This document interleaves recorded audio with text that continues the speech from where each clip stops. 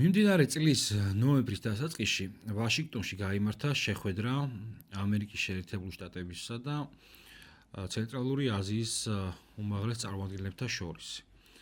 ეს იყო შეხვედრა, რომელმაც შეიძლება მნიშვნელოვნად შეცვალოს გეოპოლიტიკური ვითარება ჩვენს რეგიონში, რადგან გახმაურდა მოსაზრება, რომ შესაძლებელია მათი თანამშრომლობის პროექტში, რომელიც გულისხმობს C5+1, ანუ ცენტრალური აზიის 5 ქვეყანა და პლუს შეერთებული შტატები, დაედმატოს კავკასიის რეგიონი, კერძოდ სომხეთი, აზერბაიჯანი და საქართველო. გამარჯვებათ, ეს არის პოლიტიკის ეკო და დღეს ვისაუბრებთ ახალ ამერიკულ გეოპოლიტიკურ სტრატეგიაზე, რომელსაც შესაძლოა დიდი ტექტონიკური ცვლილებები გამოიწვიოს ჩვენს რეგიონში. მაქამდე კი სანამ საკითხს განვიხილავთ, ყველას ვინც გარკვეულწილად იზიარებთ ჩვენს მოსაზრებებს, ან ყოველ შემთხვევაში საინტერესოდ მიგაჩნიათ, გამოიწერეთ ჩვენი პლატფორმა და ხარი დაუჭირეთ ჩვენს პლატფორმას განვითარების საქმეში.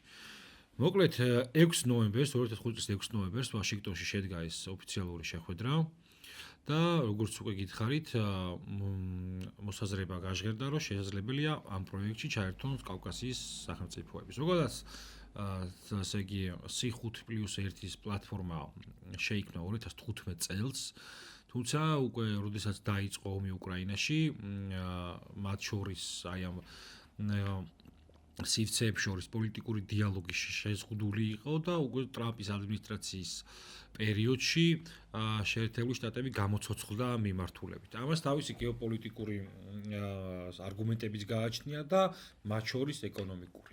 რაც შეეხება სანამ გეოპოლიტიკას გადავალთ, ეკონომიკური საფუძვლები რა აქვს. თქვენ ნახეთ, როგორ აქტიურად ცდილობდა დონალდ ტრამპი გაეფორმებინა საკმაოდ კაბალური ხელშეკრულება უკრაინასთან, იშვიათ მინერალებზე და იშვიათ მიწა ლითონებზე. შემდეგ იგივე ცდილობა იყო რა თქმა უნდა ნაკლები ამბიციებით ჩინეთთან და მას შემდეგ რაც ამ ცენტრალური აზიის ქვეყნებში და განსაკუთრებით ყაზახეთში, უზბეკეთში აღმოჩნდა საკმაოდ დიდი რესურსი ამ მიმართულებით, გააქტიურდა ეს პლატფორმაც C5+1 და რატო აქვს ამას დიდი ეკონომიკური საფუძველი. დღეს განსაკუთრებით ამ სამხედრო კონფლიქტების ფონზე საკმაოდ დიდია მოთხოვნა ამ მინერალებისა და როგორც ირკვევა ამ იშვიათი ლითონების გადამუშავების პროცენტული წილი, უდიდესი წილი მოდის ჩინეთზე 90%, რაც საკმაოდ დიდ ზეგავლენის ბერკეტს აძლევს პეკინს ამ გეოპოლიტიკურ დიდ თამაში. შესაბამისად, შეერთებული შტატები ცდილობს, რომ რაღაცნაირად დააბალანსოს ჩინური გავლენა სოფლიოზე და არა მხოლოდ დააბალანსოს, არამედ მისი ესე იგი ძალაუფლების ქვეშ მოაქციოს ეს ბუნებრივი რესურსი და ამით კონკურენცია გაუწიოს ჩინეთს რეგიონსა და სოფლიოში. ზოგადად თქვენ ასევე იხილეთ გააქტიურება ამერიკული პოლიტიკისა თურქეთთან მიმართებით და ერდოღანი და ასევე მისი რეგიონალური მოკავშირე ალიევი საკმაოდ ასე იგი აქტიურად ცდილობენ შეერთებულ შტატებთან დაახლოვებას და შემთხვევითი არ უნდა იყოს ის, რომ C5+1 პლატფორმაში ამ მოდელში ამერიკელები განიხილავენ კავკასიის ჩართულობასაც. შესაძლებელია ესე იგი დიდი თურანის იდეა, რომელიც გულისხმობს თურქული სახელმწიფოების რაღაცნაირად ერთიან გეოპოლიტიკურ სივრცეთ ჩამოყალიბების პროექტს და მათი ეკონომიკური, სამხედრო უსაფრთხოების და ლოჯისტიკურ შეკავშირებას შეერთებული შტატებისთვის აღქმული იყოს როგორც ისეთი დიდი მოთამაშეების შებოჭვის ინსტრუმენტად, როგორც შეიძლება იყოს რუსეთი და ჩინეთი. გეოგრაფიულად ეს დიდი თურანის სახელმწიფოები მდებარეობენ იმ შუალედურ სარტყელზე, რომელიც რუსეთსა და ჩინეთს შორის არის და ასევე რუსეთსა და ირანს შორის. ანუ რუსეთს შეუშალონ ხელი აღმოსავლეთისა და მცირე აზიის სახელმწიფოებთან პოლიტიკურ და ეკონომიკურ კავშირში. ბუნებრივია, ეხლა თურქეთში დიდი ხნის მანძილზე ეს პოლიტიკური თეორია იხვეწებოდა, თუმცა მათი გადმოსახედი ამ პოლიტიკურ პროექტთან მიმართებით უფრო მეტად სუვერენული იყო და ნაკლებად იზიარებდა დასავლეთის ხელში მათი ინსტრუმენტად გამოყენებას. თუმცა ამ პოლიტიკურ მოცემულობაში შესაძლებელია ოფიციალურმა ანკარამ გამოიყენოს ეს ახალი, მოკლედ, იდეები და ახალი შეხედულებები, რომელიც ვაშინგტონიდან დამოდის, მათ სასიკეთოდ და რაღაც მომენტებში აყვნენ ამ პოლიტიკურ თამაშში. თუმცა მომავალი როგორ იქნება, ეს ცალკე საკითხავია. ეხლა რაც შეეხება C5+1 ფორმატში კავკასიის მონაწილეობას.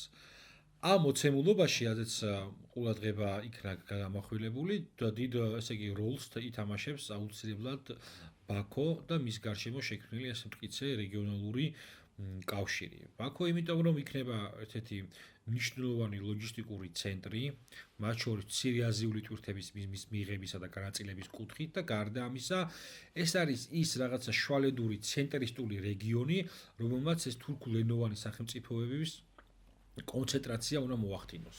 გარდა ამისა, ბაქო კავკასიაში არის ის ერთადერთი სახელმწიფო, რომელსაც მოგვარებული აქვს ასე თუ ისე ტერიტორიული კონფლიქტები და განსაკუთრებით ხო ამ ყარაბაღის ომის დასრულების შემდგომ, ესე იგი ალიევის ხელისუფლებამ მოახერხა ის, რომ კავკასიაში შეიქმნა, ესე იგი, საკმაოდ მნიშვნელოვანი გავლენის აქტორი, რომელიც ცდილობს შიდა პოლიტიკური კრიზისის დაძლევის შემდგომ უკვე დაიწყოს აქტიური საგარეო პოლიტიკური ლავირება და თქვენ ნახეთ კიდევაც ამ წლის ზაფხულში ოფიციალური ბაქოსა და მოსკოვს შორის რაღაც პოლიტიკური დაძაბულობის და პოლიტიკური კონფლიქტის კონკრეტული შემთხვევები, როდესაც ძმების საფარავების პლდობას მოყვა მათ შორის გარკვეულწილად დიპლომატიური დაძაბულობა, თუმცა შემდგომ მეტნაკლებად ეს კონფლიქტი დარეგულირდა, მაგრამ მაინც ასე იგი იმპულსები ბაქოს მხრიდან ის რომ რუსეთთან პოლიტიკური დიალოგის ფორმატები შეიძლება შეიცვალოს, ცალსახა იყო და მთელი მსოფლიოს ალაპარაკდა მათ შორის ქართულ აუდიტორიაში, რომ აზერბაიჯანი ცდილობს რუსული გავლენიდან მაქსიმალურად განთავისუფლდეს. ამის გარდა ჩვენ ვიხილეთ, როდესაც ესე იგი ტრამპი შეხვდა ალიევსა და ფაშინიანს და საუბარი შეიხო ზანგეზურის კორიდორს და ამაზე ჩვენ ჩავწერეთ კიდევაც გადაცემა, თუმცა ზანგეზურის კორიდორზე სწრაფად არ ვისაუბრო, ერთ მცირე დეტალს ვიტყვი უკვე ამ C5+1 ფორმატში რა როლი შეიძლება ქონდეს. ზანგეზურის კორიდორის მოგვარება მნიშვნელოვანი მოგვარების ასე იგი ამ ასე იგი კორიდორის გახსნის მცდელობა ხო და დარეგულირების მცდელობა ასე იგი მთავარი ამოცანა შესაძლებელია საერთოდაც არ იყო ლოჯისტიკური მიზნები არამედ ის რომ სომხეთსა და აზერბაიჯანსა და ანკარას შორის თურქეთს შორის არ ყოფილიყო რაიმე ტიპის კონფლიქტური საკითხი და ყველაზე კონფლიქტური ამ შემთხვევაში იყო ზანგეზური. გარდა ამისა, მას თავისი ლოჯისტიკური ფუნქციაც გააჩნია, რა თქმა უნდა და ბაქო ანკარას ღერს კიდევ უფრო მეტად აძლიერებს, თუმცა მას აქვს საფრთხეები იქიდან გამომდინარე, რომ ზანგეზურის დერეფენის ამუშავება აბსოლუტურად არ შედის ირანის ინტერესებში და ირანი იმდენად ახლოსა პრაქტიკულად მის საზღვარზეა ზანგეზური. ის რა თქმა უნდა შეეცდება იმას, რომ სომხეთზე ზეგავლენა მოახდინოს ამ პროექტის ჩავარდნის მიზნით. თუმცა ნუ სომხეთის გეოპოლიტიკური ვექტორის ცვლილების მომსწრებიც ვარ ჩვენ, ეს კი პოლიტიკური ტანგოს ცეკვავს შვენივრად ის ევროკავშირთან და მათ შორის რუსეთთან და მათ შორის ამერიკასთან და რა ვიცი, რასაც უყურებთ ფაშინიანი მაქსიმალურად ცდილობს რომ ყველა აქტორთან კომუნიკაცია დაამყაროს. თუმცა, ნუ ბოლო ხანებში ძალიან არის გააქტიურებული ევროკავშირის მიმართულებით. ამ დღეებში მას გადაეცა კიდევ 15 მილიონიანი გრანტი ანტი, ესე იგი, პროპაგანდასთან ბრძოლაში და რუსული გავლენების და გათავისუფლების საქმეში, თუმცა, ამაზე რა რეაქცია შეიძლება ქონდეს მოსკოვს, ალბათ მომავალში ვიხილავთ. მიუხედავად ამისა, თქვენ თუ გახსოვთ, ფაშინიანის ყოველი შეხვედრა დონალდ ტრამპთან ან სხვა დიდ გლობალურ მოთამაშესთან სრულდებოდა ისე, რომ შეხვედრის დასრულებისას ან მოსკოვში ჩაფრენდებოდა, ან სატელეფონო საუბარი ჰქონდა პუტინთან, ეთყობა იქ რაღაცა კულისებში კიდე სხვა ტიპის დიალოგები ვითარდება, ან თუნდაც ცდილობდა ის, რომ რაღაცნაირად რუსული საპასუხო ნაბიჯებზე ზეგავლენა მოეხდინა, რომ არ ყოფილიყო ისეთი მკაცრი, როგორიც ვიღაცები შეიძლება წარმოედგინა. ყოველ შემთხვევაში ახალ პოლიტიკურ მოცემულობაში საქართველოს და რეგიონი კიდევ უფრო დიდ გეოპოლიტიკურ მნიშვნელობას იძლევა. მით უმეტეს ინფოზე, როცა აქტუალურია საუბრები და შეხედულება საკმაოდ ლოგიკური იმისა, რომ შეერთებულ შტატებს ჯერ პოზიცია არ აქვს საქართველოსთან მიმართებით და აქ დასავლეთი ძირითადად გამოხატულია ბიუროკრატებისა და ბრიტანელების ასე იგი რიტორიკით და ქმედებებით.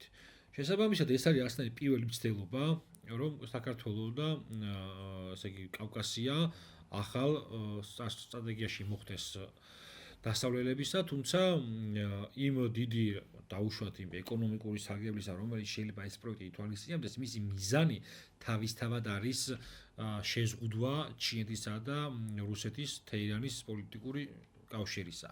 ეს კიდევ რა თქმა უნდა საქართველოს აბრუნებს იმ ძველ გეოპოლიტიკურ სტრატეგიაში, როდესაც დასავლეთთან მიმართებით მას ეგრეთ წოდებული ბუფერული ზონის სტატუსი ჰქონდა. ეკრემა თუ არა იმას წარმატების შანსი ამას მომავალში ვიხილავთ, თუმცა ჩემი აზრით ყოველ შემთხვევაში გეგმა საკმაოდ მყიფეა და ამაზე დიდ ფსონს შეერთებული შტატები არ დადებს, ეცდება ნაბიჯ განავითაროს ეს პროექტი. რაც გარკვეულწილად ჩვენ შეიძლება კონკრეტული, ესე იგი, შესაძლებლობების ახალი ფანჯარა გამოგვიჩნდეს. იქიდან გამომდინარე, თუ აი ეს პროექტები, რომლებიც ამ შემთხვევაში დაანონსებულია ცენტრალურ აზიაში, რომელიც ითვალისწინებს ათეულობით მილიარდი დოლარის ინვესტიციას, ხო, ბუნებრივი რესურსების და ლოჯისტიკური პროექტების მიმართულებით გამოყენებული იქნა საქართველოს სასარგებლოდ, იქნება ეს შვადერეფნის ჩინური პროექტის მიმართულებით თუ ახალი ამერიკული გეგმის მიმართულებით. ყოველ შემთხვევაში ის რომ საქართველოს ესე იგი ლოჯისტიკური ფუნქცია ორივე პროექტთან მიმართებით იზრდება, ეს გვაძლევს შანსს, რომ ეკონომიკური მიზნებით, სწორად გაანალიზებული ნაბიჯები გადავდგათ და მაქსიმალურად შევუწყოთ ხელი ჩვენს რეგიონში ლოჯისტიკური ცენტრების გაძლიერებას და ამით ჩვენი გეოპოლიტიკური ფუნქციის როლის გაძლიერებას მიმართულებით თუნდაც რომ როდესაც ეს დიდი ვეშაპები ასე ვთქვათ დაждდებიან მოლაპარაკების მაგიდაზე ჩვენ განსაკუთრებული ფასი გქონდეს და განსაკუთრებულად გამოიყურებოდეთ ამ რუკაზე, რათა მათ ვაჭრობაში ხა ჩვენ არ უნდა ვიყოთ მეოცნებენი, ხო? და არ უნდა გადავარდეთ იდეალისტურ სამყაროში. აი ამ დიდი პოლიტიკურ როგორც აი ხდება უკრაინასთან მიმართებით, ხო? ამერიკელები ესაუბრებიან რუსებს, რუსები ამერიკელებს და იქ რუკაზე ხაზავენ სად უნდა გაიყინოს კონფლიქტი და ვის რა უნდა ერგოს. ასე სოფლიო გადანაწილების პროცესში ჩვენი როლი რომ ისთვის ძლიერი იყოს, აი მაქსიმალურად უნდა გავაანალიზოთ ყველა შანსი თუ საფრთხე. და ორივე ასე იგი მიმართულება საკმაოდ დიდია და ორივეს აქვს, ასე იგი ორივე მიმართულებით სიფხიზლე საკმაოდ მნიშვნელოვანია რა.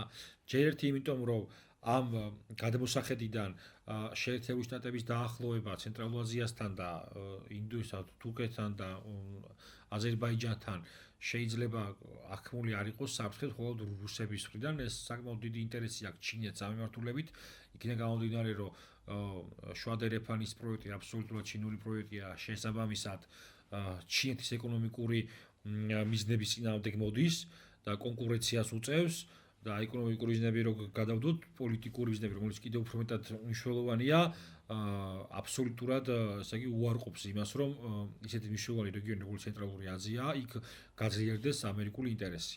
ცენტრალური აზია, რა თქმა უნდა, ყველა სახელმწიფო იქნება ეს ყაზახეთი, უზბეკეთი, ყირგიზეთი თუ ტაჯიკეთი, ბუნებრივად იცდება, რომ გამოიყენოს ეს შანსი, ივაჭროს, თქვენ კარგად იცით, რამდენად დიდია მანდ როგორც ჩინური გავლენა, ასევე რუსული გავლენა, ხო? და არაერთი ცდილობა ვნახეთ გარედან ინსპირირებული რომ რეჟიმის ცვლილება მოხდარიყო თუნდაც იგივე ყაზახეთში, თუმცა ესე არ მოხდა. შესაბამისად ის ეცდება ახალი ეს პოლიტიკური ვაჭრობა მისთვის სასარგებლოდ გამოიყენოს და მოიზიდოს ინვესტიციები, იქნება ეს ამერიკული თუ ჩინური მნიშვნელობა არ აქვს და ამით გაზარდონ საკუთარი როლი ამ დიდ პოლიტიკურ რუკაზე.